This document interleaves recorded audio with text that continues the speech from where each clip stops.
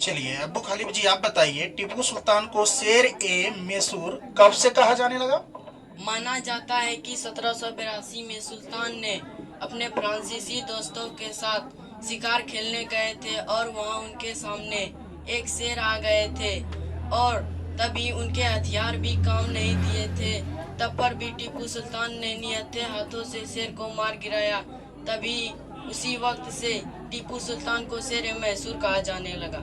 वाह, very good. चलिए चलिए आयुष जी, आप बताइए यूरोपीय यानी व्यापारिक कंपनियां भारत की तरफ क्यों आकर्षित हो रही थी? यूरोपीय व्यापारिक कंपनी भारत की तरफ इसलिए आकर्षित हो रही थी क्योंकि उस समय भारत में कोई दूसरी कंपनी नहीं थी और उन्हें बहुत मुनाफा हो रहा था। इसलिए कंपनी को अपना वर्चस्व लगाने के लिए कंपनी की तरफ आकर्षित हो रहे थे। वाह, चलिए वेरी गुड। यानी भारत की ओर वह आकर्षित हो रहे थे। चलिए बहुत सुंदर। शांत जी, आप बताइए अंग्रेजों ने सरकारी दस्तावेज को किस तरह से सुरक्षित रखा?